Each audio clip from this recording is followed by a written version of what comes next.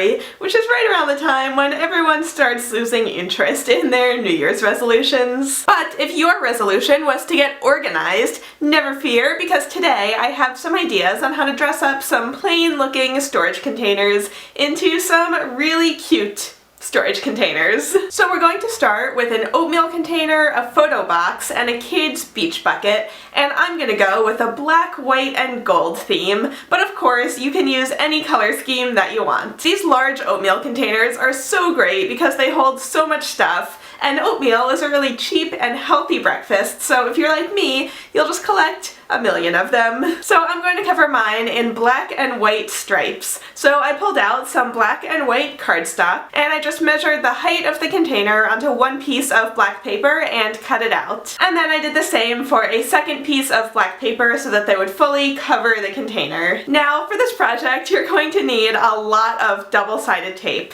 So make sure that you have a full roll. Cover the outline of one piece of the black paper with double-sided tape and then press it onto the container. And then do the same with the other piece of paper so that the container is fully black. Now to make stripes, I cut out stripes that were the width of my ruler from white cardstock. I needed 2 pieces of paper to go around the entire container, so I just taped them together with double-sided tape and then trimmed off any excess tape. And then I added a piece of tape to one end as well as in the middle. And then I just pressed the middle onto the container and pulled the 2 ends around to make a white stripe. I repeated this 2 more times, and then for the final stripe I had to cut it down to fit the height of the container. But then I could just use the bottom of the container as a guide, and I just pressed it on there. And there you go, a graphic striped storage container. Pro tip, make sure you line up one side of the seams so that it looks extra neat. But now the outside looks so cool, but the inside is kinda boring. So I cut down some cardstock that would fit inside the container, and I covered it with double-sided tape. And then I took this gold foil wrapping paper and used it to cover the cardstock.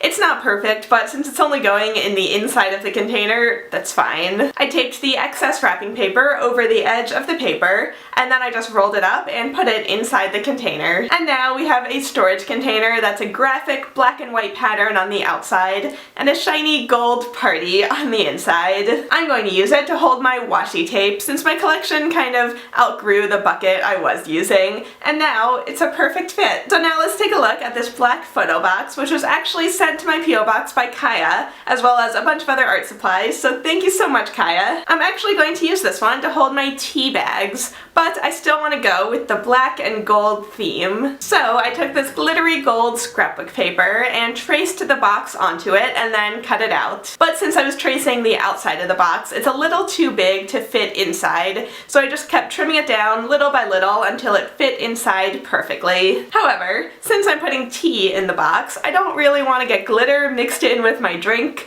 so to make sure that the glitter doesn't come off the paper, I just gave it a thin coat of Mod Podge. Once it was dry, I just put a little more double-sided tape on the bottom and stuck it into the box. But for the top of the box, I wanted to continue with the tea theme, so I pulled up an image of a teacup on my iPad and lightly traced it onto computer paper. Then I went over the outline again to get a really nicely defined shape and cut it out to make a pattern. I traced the pattern onto the back of the gold cardstock and cut it out. So I ended up with this really cute gold teacup along with a small piece of cardstock that I cut to look like a tea bag. So now to attach it to the top of the box, I just cut a small piece of thread to tape onto both of them, and then I just used double-sided tape to tape the whole thing to the top of the box. So now I can just fill it up and feel super fancy every time I want a cup of tea. And finally, the beach bucket. It started out as this really bright yellow and blue, so the first step was to take it outside and spray paint it gold.